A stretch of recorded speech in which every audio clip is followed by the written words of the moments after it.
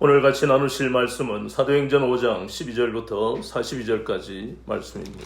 사도행전 5장 12절부터 끝절 42절까지 말씀입니다. 교독하겠습니다. 사도들의 손을 통하여 민간의 표적과 기사가 많이 일어나며 믿는 사람이 다 마음을 같이하여 솔로몬 행각에 모이고 그 나머지는 감히 그들과 상종하는 사람이 없었으나 백성이 칭송하더라. 믿고 주께로 나오는 자가 더 많으니 남녀의 큰 무리더라. 심지어 병든 사람을 메고 거리에 나가 침대와 묘 위에 누리고 베드로가 지날 때 그의 그림자라도 누구에게 덮일까 바라고 예루살렘 부근의 수많은 사람들도 모여 병든 사람과 더러운 귀신에게 괴로움 받는 사람을 데리고 왔어 다 나음을 얻으니라. 대제사장과 그와 함께하는 사람들 즉 사두개인의 당파가 다 마음의 시기가 가득하여 일어나서 사도들을 잡아다가 옥에 가두었더니 주의 사자가 밤에 옥문을 열고 끌어내어 이르되 가서 성전에 서서 이 생명의 말씀을 다 백성에게 말하라 하매 그들이 듣고 새벽에 성전에 들어가서 가르치르니 대제사장 등과 그와 함께 있는 사람들이 와서 공의와 이스라엘 족속의 원로들을 다 모으고 사람을 옥에 보내어 사도들을 잡아오라 하니 부하들이 가서 옥에서 사도들을 보지 못하고 돌아와 이르되 우리가 보니 옥은 든든하게 잠기고 지키는 사람들이 문에 서 있으되 문을 열고 본즉 그 안에는 한 사람도 없더이다 하니 성전 맡은 자와 제사장들이 이 말을 듣고 어이쿠악하여 이 일이 어찌 될까 하더니 사람이 와서 알리되 보소서 옥에 가두었던 사람이 성전에 서서 백성을 가르치더이다 하니 성전 맡은 자가 부하들과 같이 가서 그들을 잡아왔으나 강제로 못하면 백성들이 돌로 칠까 두려워함이더라. 그들을 끌어다가 공의 앞에 세우니 대제사장이 물어 이르되 우리가 이 이름으로 사람을 가르치지 말라고 엄금하였으되 너희가 너희 가르침을 예루살렘에 가득하게 하니 이 사람의 피를 우리에게로 돌리고자 함이로다. 베드로와 사도들이 대답하여 이르되 사람보다 하나님께 순종하는 것이 마땅하니라. 너희가 나무에 달아 죽인 예수를 우리 조상의 하나님이 살리시고 이스라엘에게 회개함과 제사함을 주시려고 그를 오른손으로 높이사 임금과 구주로 삼으셨느니라. 우리는 이 일의 증인이요 하나님이 자기에게 순종하는 사람들에게 주신 성령도 그러하니라 하더라. 그들이 듣고 크게 노하여 사도들이 없이하고자 할세. 바리새인 가말리엘은 율법 교사 모든 백성에게 존경을 받는 자라 공회 중에 일어나 명하여 사도들을 잠깐 밖에 나가게 하고 말하되 이스라엘 사람들아 너희가 이 사람들에게 대하여 어떻게 하려는지 조심하라. 이전에 드다가 일어나 스스로 선전하며 사람이 약 400명이나 따르더니 그가 죽임을 당하며 따르던 모든 사람들이 흩어져 없어졌고 그 후 호적할 때에 갈릴리와 유다가 일어나 백성을 귀어 따르게 하다가 그도 망한즉 따르는 모든 사람들이 흩어졌느니라. 이제 내가 너희에게 말하노니 이 사람들을 상관하지 말고 버려두라. 이 사상과 이 소행이 사람으로부터 났으면 무너질 것이요 만일 하나님께로부터 났으면 너희가 그들을 무너뜨릴 수 없겠고 도리어 하나님을 대적하는 자가 될까 하노라 하니 그들이 옳게 여겨 사도들을 불러들여 채찍질하며 예수의 이름으로 말하는 것을 금하고 놓으니 사도들은 그 이름을 위하여 능욕받는 일에 합당한 자로 여기심을 기뻐하면서 공의 앞에 떠나니라. 같이요. 그들이 날마다 성전에 있든지 집에 있든지 예수는 그리스도라고 가르치기와 전도하기를 그치지 아니하니라. 아멘. 오늘은 사도행전 5장 12절부터 42절까지 본문을 통해 우리가 다 이 일의 증인이로다 하는 제목으로 8번째 시간 같이 은혜를 받겠습니다. 지난 시간에 우리가 보았을 때 이 예루살렘 교회에 일어난 놀라운 사실, 그러나 참으로 비극적인 사건이 바로 아나니아와 삽비라의 사건입니다. 참 불행한 일입니다. 그래서 우리가 의문을 가졌던 것이 어째서 이렇게 예루살렘 교회에 성령으로 충만한 하나님의 놀라운 은혜가 임하고 있는 교회인데, 그래서 앞에서 우리가 보았잖아요. 3,000명이 예수를 믿고 구원받는 놀라운 역사가 일어나고, 그리고 계속해서 진행되는 말씀을 보면 날마다 구원받는 수를 더하시는 이러한 생명의 역사가, 구원의 역사가 강하게 일어나는 예루살렘 교회에 어째서 그런 불행한 일이 나는가? 그것은 지난 시간에 우리가 보았다시피 그가 그 마음에 하나님께 은혜를 받아 구원받았다고 생각했는데 그 마음에 버리지 못하는 것이, 그 모든 자기가 소유하는 것이 자기의 것이라고 생각하는 그 마음에 마귀가 들어와서 결국은 그가 하나님을 속이는 그 죄로 말미암아 부부가 그렇게 죽었다는 것을 우리가 보았습니다. 결국 우리가 깨달아지는 것은 성령의 충만한 교회이기 때문에, 그래서 이러한 죄가 드러나는 것입니다. 만약에 이 예루살렘 교회가 은혜가 없다면 이 죄는 드러나지 않습니다. 교회가 성결하면, 교회가 하나님 앞에 깨끗하면 모든 죄가 다 드러나는 것입니다. 마태복음 10장 26절에 감추인 것이 드러나지 않는 법이 없고 숨은 것이 알려지지 않는 법이 없다고 그랬습니다. 하나님이 임재하시기 때문에 하나님의 교회, 주님의 신부인 교회가 정결해야 되고, 정결한 교회에 이렇게 놀라운 하나님의 권능과 표적과 기사가 나타나게 되어 있다는 것입니다. 그것을 우리가 보는 거예요. 그리고 오늘도 보니까 보세요. 12절부터 표적과 기사가 많이 일어난다고 그랬고, 그리고 또 거기에 병든 사람과 귀신 들린 사람들이 다 치유받는 이 놀라운 역사가 일어나잖아요. 그러니까 계속해서 예루살렘 교회에 대해서 예루살렘에 있는 사람들, 또 그 외 사람들이 예루살렘 교회와 사도들을 두려워하는 겁니다. 그러면서 또 한편으로는 거기에 13절 하반절에 백성이 칭송하더라. 두려워하는 것은 하나님의 임재가 그 교회에 있기 때문에, 성령님의 역사가 있기 때문에 두려워하는 것이고, 그것은 그들의 눈으로 보잖아요. 귀신 들린 사람이 치유가 되고 병에 걸린 사람이 치유가 되고. 그런데 칭송하는 것은 또 뭐냐? 그것은요, 그들이 알고 있던 유대교를 믿는 그 바리새인과 사두개인 같지 않더라는 겁니다. 구체적으로 앞에서 우리가 보는 그 유대 그리스도인들이 어떻게 했습니까? 서로 섬기고 나누고 유무상통하는, 자기의 모든 삶의 터전이 되는 그러한 집과 밭을 팔아서 사도들의 발 앞에 내놓는 그런 놀라운 역사들을 자기들은 본 적이 없잖아요. 우리가 전에 봤잖아요. 우리가 보았던 남유다에서 일어난 모든 일들, 그리고 느헤미야서에서 보았던 그 귀족들이 어떻게 돌아온 그 디아스포라한 유대인들을 어떻게 대했는지를 지난 시간에도 나누었잖아요. 그런데 이 교회에서, 예루살렘 교회에서 일어나는 놀라운 일들, 거기다가 사도들까지도 그들은 자신의 그 예루살렘 사도인 것을 자랑하지 않았습니다. 명예를 드높이려고 자랑하지 않았다는 거예요. 거기다가 여러 가지 말할 것이 얼마나 많겠습니까? 우리가 예수님을 따라다닌 그 놀라운 역사들이 우리 가운데 있다고 그렇게 자랑하지도 않았어요. 오직 한 가지,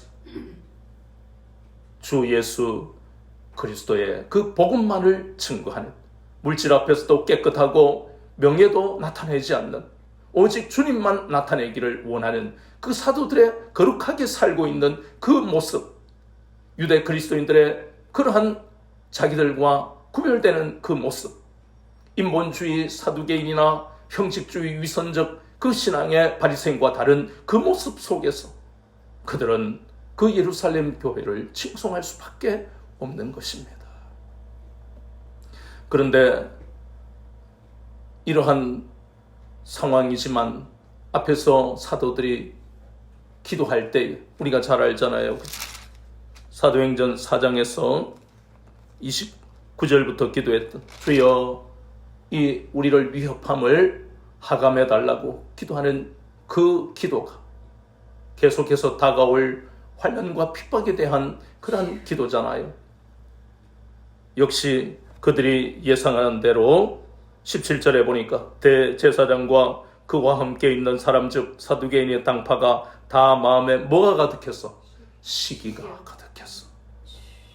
그래서 그들은 시기심을 가지고, 특히 사두개인이 중심이 되어서 시기심을 가지고 이 사도들을 잡아다가 옥에 가두었다는 겁니다.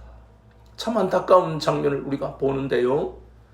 이 시기심이라는 것이 참 우리는 저 창세기 4장 5절을 보면 하나님이 최초의 사람, 하나님이 축복하시는 아담의 장자가 바로 가인이지요.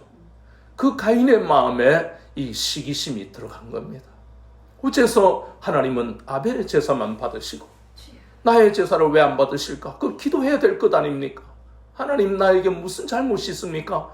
하나님 말씀해 달라고 기도해야 될 그 가인이 아담에게 하와에게 신앙교육을 받았을 텐데 안타까운 것은 그 마음에 시기심이 들어 그래서 분노하고 동생을 미워하는 그래서 마침내 최초의 살인자가 되는 어처구니 없는 일이 그 최초의 사람 아담의 집안에서 일어나잖아요.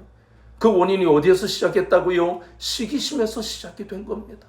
시기심이 이렇게 인생의 마지막을 불행하게 끝나게 만드는 거예요. 창세기 37장 11절도 마찬가지입니다. 이삭의 아들들, 이삭이 어떤 사람이에요? 우리가 잘 아는 대로 창세기 21장에 보면 아버지가 칼을 들고 자신을 제물로 하나님 앞에 바치려는 그때 절대적인 아버지와 하나님께 대한 순종을 보였던 사람이 바로 이삭입니다. 그렇게 복을 많이 받았어요. 기근의 때에도 하나님이 그날 땅에서 100배로 축복하시고 그랬던 그 이삭의 그 아들들 중에 이삭의 그 잘못된 편애와 차별도 있기는 하지만 그 형들이 하나님 앞에 바로 서지를 못한 것으로 인해서 동생을 시기했다고 성경은 말씀합니다. 그 시기가 가인처럼 결국은 동생을 죽이려고 하다가 노이상인에게 팔아버린 이 시기심이 이 질투가요 간단한 문제가 아니에요. 그럴 수도 있지가 아니라는 겁니다. 사무엘상 18장 7절 8절에도 하나님이 최초로 사울을 왕으로 세우셨는데 그 왕인 사울이 다윗으로 인해서 시기 질투가 들어오고 미움이 들어와서 결국은 죽이려 하잖아요. 다윗은 천천히요, 사울은 천천히요, 다윗은 만만이라는 그 이스라엘의 노래소리가 자신에게 그것이 바로 시기 질투를 불러일으키는 것으로 다가왔기 때문에 그것뿐만 아닙니다. 성경은 갈라디아서 5장 20절에 이렇게 앞에서 시기 질투하는 거야 뭐 그럴 수 있지 않느냐 그렇게 생각하는 그 사람들 그리고 우리에게도 갈라디아서 5장 20절은 정확하게 시기 질투를 하면 하나님의 나라를 유업으로 받지 못한다. 성경은 이 악한 생각 우리의 마음에서 나오는 이 악한 생각 중에 하나인 시기 질투로 인해서 이 땅에서도 천국의 삶을 살지 못하고 천국에도 들어가지 못한다는 무서운 말씀을 하고 있는 겁니다.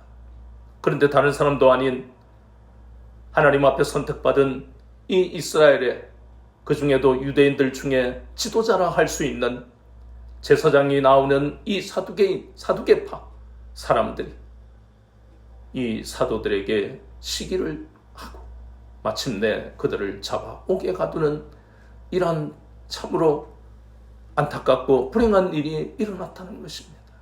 이 시기심이 결국은 이렇게 만드는 겁니다. 잠언 14장 30절에 보니까 이 시기는 이 질투는 뼈를 썩게 하느니라. 성경이 이렇게 말씀하고 있는 겁니다. 그런데 갈라디아서 5장 20절은 뼈를 썩게 만드는 것뿐만 아니라 우리의 심령이 구원받지 못하게 만드는 그러한 무서운 죄가 시기심이라는 것을 다시 한번 우리에게 깨닫게 하시는 겁니다. 결국 이 사두개인들의 이러한 사도들의 핍박이 거세지고 고통을 가하니까 감옥에 갇혀있던 사도들은 늘 마음의 준비를 하고 있는 사람들이지만 얼마나 힘들었겠어요.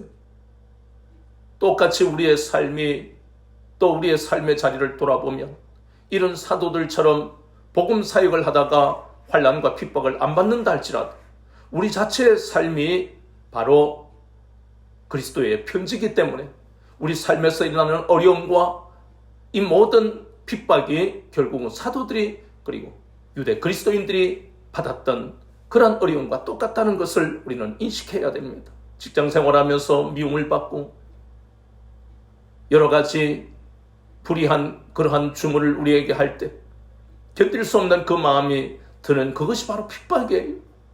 그리고 원하지 않은 여러 가지 몸에 이상한 증세가 나타나서 고통요, 그리고 생각지 않았던 일들로 인해서 아픔을 당하는 청년들뿐만 아니라 노년에 이혼을 하는 그 깨어지는 가정들, 수없이 많은 일들이 우리는 매스컴을 통해서 우리는 다 보고 듣고 있는 그 모든 것들이 이 땅에서 인간이 당하는 환난입니다.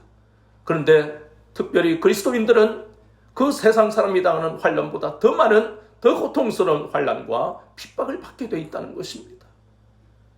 그렇다면 우리는 이 사도들처럼 오직 복음을 전하기 위해서 주님을 위해 감옥에 갇혔을 때 그들의 마음이 어떠했을까? 그리고 그들은 그런 상태에서 어떤 행동을 했을까? 그것을 통해서 오늘 그리스도인으로 살아가는 우리가 바로 삶의 방향을 이 사도들을 통해서 우리는 그 방향을 볼 수 있고 또 그 방향대로 가야 된다는 것을 우리는 이 본문을 통해 깨닫게 되는 것입니다. 사도들은 그 감옥에 갇혔을 때 그들은 저 29절을 보니까 베드로와 사도들이 대답하여 이르되 사람보다 하나님께 순종하는 것이 마땅하니라. 그들이 가졌던 가치관이 바로 이 29절에 나옵니다. 그리고 32절에도 우리는 이 일의 증인이다 그랬습니다. 이 29절과 32절이 사도들과 제자들이 가졌던 그 가치관, 사고방식이었어요. 그래서 그들의 마음 속에 이렇게 29절에 하나님께 순종하는 것이 마땅하다. 좀 더 구체적으로 우리는 그럼 하나님께 순종한다는 의미가 좀 더 구체적으로 어디에 순종하느냐, 무엇 때문에 순종하느냐, 순종하는 이유가 어디 있는가 하는 것을 본문에도 말씀하고 있습니다. 30절, 31절은 바로 그들이 하나님께 순종하는 이유가 나오는 겁니다. 자, 저를 보세요. 순종하는 이유는 첫 번째, 우리가 앞에서 보았던 우리가 초대교회, 예루살렘 교회에서 유대 그리스도인들이 어떤 증인의 생활상과 그리고 삶을 보였다고 그랬습니까? 첫 번째는 사도들의 가르침을 받았다 그랬지요. 그때 그 사도들의 가르침이 바로 복음이고, 그리고 그 복음을 전하는 사도들도 하나님께 순종했던 것이 결국 복음에 순종했다는 의미예요. 그러니까 첫 번째, 그들이 순종한 이유는 바로 하나님께서 그 아들을 이 땅에 우리를 위해 보내셨다 하는 그 이유 때문에 순종한다는 겁니다. 아멘. 보내신 것은 바로 뭐 때문에 예수님을 이 땅에 보내셨어요? 우리를 죄에서 건지시려고 하나님께서 아들을 보내셨다는 겁니다. 그 이유를 사도들이 너무 잘 알고 있기 때문에. 그럼 자, 첫 번째 이유가 그거예요. 그럼 두 번째 이유는 무엇입니까? 우리 죄에 대하여 로마서 6장 10절을 보니까 단번에 제물되셨잖아요. 아멘. 그래서 우리를 위하여 죽으신 것 때문에 사도들이, 그리고 우리가 하나님께 순종해야 되는 이유 두 번째입니다. 그럼 세 번째는 하나님께서 또 사흘 동안 무덤에 계신 그 아들 독생자 예수님을 다시 살리신 거예요. 그래서 그 다시 살리신 이유도 히브리서 2장과 3장에 보면 우리는 이 땅에서 모두가 죽음에 대한 두려움, 그 공포를 느끼잖아요. 그런데 하나님이 다시 살리셨다는 것은 바로 우리에게도 이러한 놀라운 부활의 그러한 소망과 부활의 신앙을 가지게 하시는 그것을 사도들이 깨달았다는 것이에요. 그래서 우리도 마찬가지로 하나님이 아들을 살리신 이유는 이 땅에서 예수 그리스도를 믿으며 핍박받는 그 속에서도 부활 신앙을 가지고 이길 수 있다는 것을, 그것을 우리가 깨달아야 된다는 것입니다. 그리고 네 번째, 또 사도들이 순종할 수 있는 이유는 바로 그 예수님을, 부활하신 그 예수님을 하나님이 하나님의 보좌 우편에 앉히셨다는 거예요. 그 말은 고난을 받아 자기들이 고통받는 그 감옥 속에서 우리도 그 하나님이 아들을 하나님 보좌 우편에 앉히시는 것처럼 우리에게도 지금은 핍박과 고통이 있지만 마침내 우리도 영광의 자리에 앉게 될 것을 그들은 알았다는 것입니다. 마지막으로 사도들이 하나님께 순종할 수 있었던 것은 바로 이 모든 것을 성령님을 보내셔서 그들을 진리 가운데로 인도해서 어떤 상황 속에서도 그 입술에 권세를 주시고 할 말을 주시고 하나님의 깊은 것까지도 통달하시는 성령님을 보혜사로 보내주신 것을 깨달았기 때문 이 5가지 이유로 인해서 사도들은 비록 핍박을 받고 거기에 보니까 감옥에 있는 그들이지만 29절 말씀 하나님께 순종하는 것이 마땅한 것을 우리는 이 5가지 이유로 인해서 그들은 어떤 상황에서도 하나님께 순종했다는 것입니다. 우리의 신앙과 우리의 삶도 마찬가지예요. 이 5가지 이유는 변함없는 절대적인 진리입니다. 어떤 상황을 만나든 그 상황이 어떻게 될지 우리는 아무도 몰라요. 그러나 분명한 것은 이 사도들이 세상에서 죄를 지은 것도 아니지만 오직 복음을 전한 것밖에는 없는데 감옥에 갇혀있는 이 중에 누군가가 사형을 당할 수 있는 이런 극한 상황 속에 위기의 상황 속에 있었지만 그들의 마음 속에 이 5가지로 인해서 하나님께 대한 그들의 신앙을 지키고 하나님이 하시는 이 일에 순종하는 하나님은 항상 옳으시다 그 고백이 나올 수 있는 그 이유 5가지를 그들은 분명하게 알고 있었다는 겁니다. 그리고 그들은 32절에서 우리는 이 일의 증인이다. 아까 우리가 이야기했던 5가지에 대한 증인이 바로 우리다. 그래서 우리는 증인의 삶을 사는 것이 마땅하다. 그렇게 고백했더니 놀라운 역사들이 나타난 겁니다. 첫 번째는 하나님이 오면 섭리로 인해서 그 사도행전 5장 19절에 주의 사자가 밤에 옥문을 열고 끌어내어 이르되 거기 보세요. 이게 왜 놀라운 것이냐면 22절에 보면 부하들이 가서 옥에서 사도들을 보지 못하고 돌아오고 이 말은 옥문을 튼튼하게 우리가 잠그고 옥졸들 부하들까지 다 지키고 있는데 사람이 없습니다. 우리가 분명히 잡아와서 옥 안에 감옥 안에 가두어 놓았는데 지금 가보니까 바깥에 병사는 옥문을 지키고 있는데 그 안에 사도들이 없습니다. 이러니 어떻게 이 병사들을 벌을 내릴 수가 있습니까? 그러니 오죽하면 24절에 이 말을 듣고 제사장들이 의혹하여 이 일이 어찌 될까 하더니 그래서 이것이 바로 하나님의 놀라운 역사입니다. 하나님의 오묘한 섭리라는 것이에요. 하나님의 권능을 믿지 않는 이 사두개인 제사장들은 이해가 될 수가 없는 거예요. 두 번째 하나님의 오묘한 섭리는 거기에 있습니다. 거기에 보니까 34절에 누가 나옵니까? 바리새인 가말리엘이 나옵니다.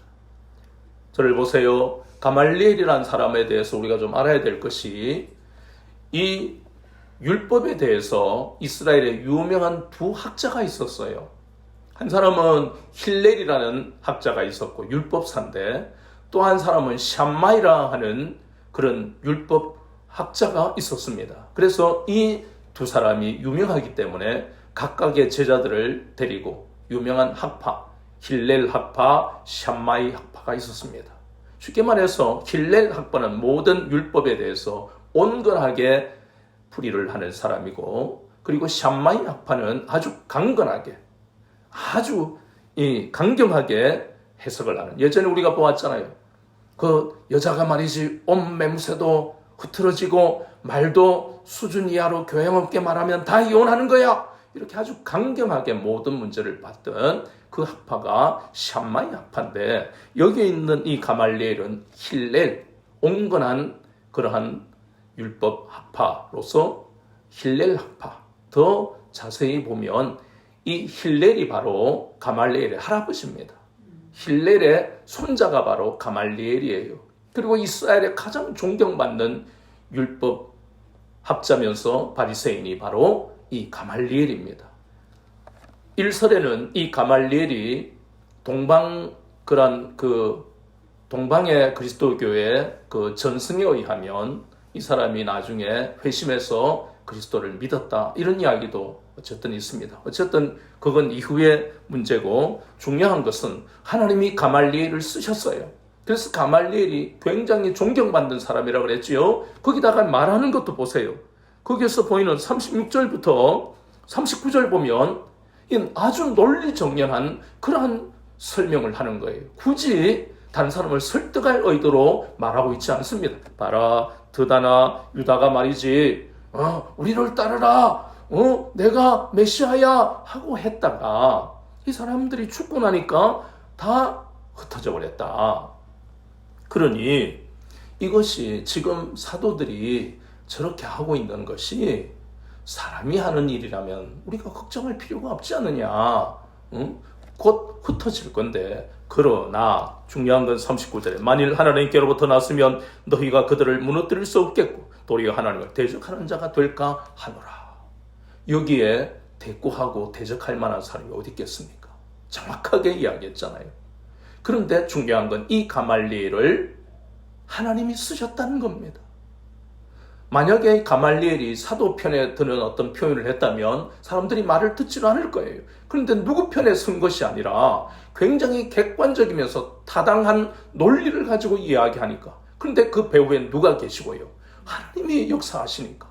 이 두 가지 놀라운 오묘한 섭리가 일어나서 결국은 사도들 중에 생명을 잃은 사도는 단 한 명도 없다는 것입니다. 이 놀라운 역사가 일어난 것은 어떻게 했기 때문입니까? 우리는 그 비밀이 바로 사도들이 하나님께 순종하는 마땅한 5가지 이유를 그들이 마음에 새겼던 겁니다. 비록 그들의 몸은 상황은 감옥에 갇히고 우리가 곧 사형당할 것 같은 그런 절체절명의 위기 속에 있지만 그러나 그들은 믿었던 것입니다.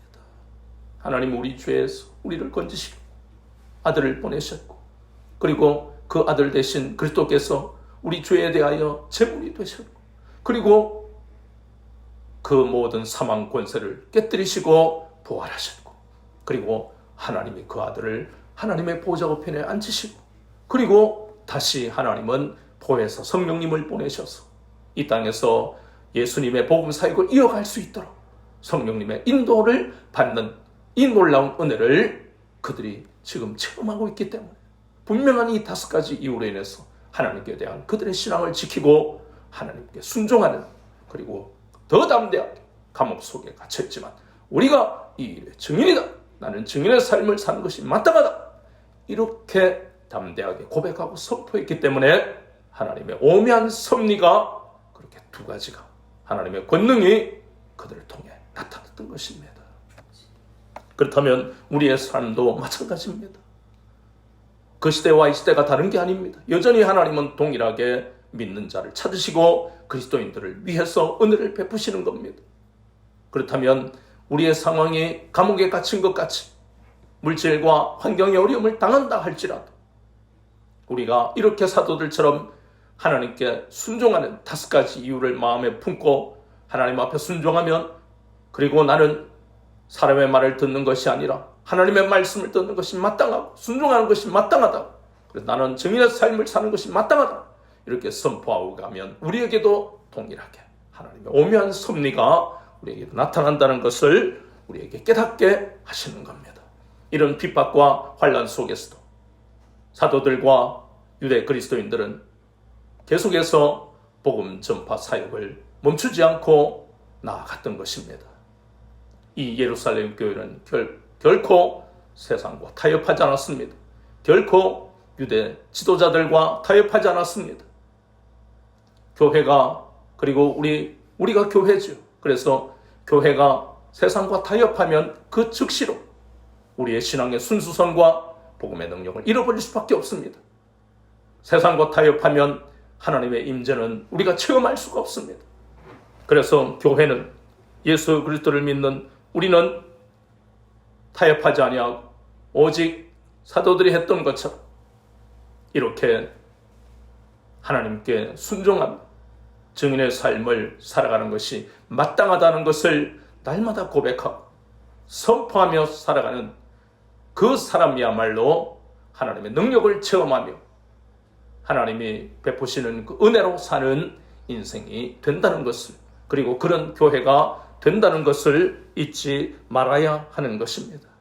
아멘. 이 땅에도 얼마나 많은 이런 인본주의 사두개인과 그리고 위선적인 형식주의 신앙의 바리새인들이 교회에 많은지 모릅니다. 세상에서는 그런 사람들을 욕하고 이 시대는 너무나 패역한 시대입니다. 그러나 그럼에도 불구하고 우리가 그리고 교회가 순수한 신앙, 정결한 신앙을 지키고 나아갈 때 하나님은 우리를 통해 이 교회를 통해 그렇게 강팍하고 완고하고 그리고 진리를 잃어버리고 방황하는 육체와 마음이 원하는 대로 살아가는 그 사람들에게 우리를 통해 교회를 통해 하나님의 권능이 나타나서 그들 중에 복음에 합당한 자들이 주께로 올 것이고 구원받기로 예정되어 있는 사람들을 우리에게 하나님이 보내실 것을 굳게 믿으시고 이 환난과 핍박만 있는 것 같지만 그 속에서 이렇게 하나님의 권능을 체험하며 가는 놀라운 은혜를 하나님이 예비해 놓으신 것을 오늘 본문을 통해서 우리가 보았기 때문에 이 말씀을 가슴에 품고 살아가는 여러분들이 되시기를 주 예수 그리스도 이름으로 축원합니다.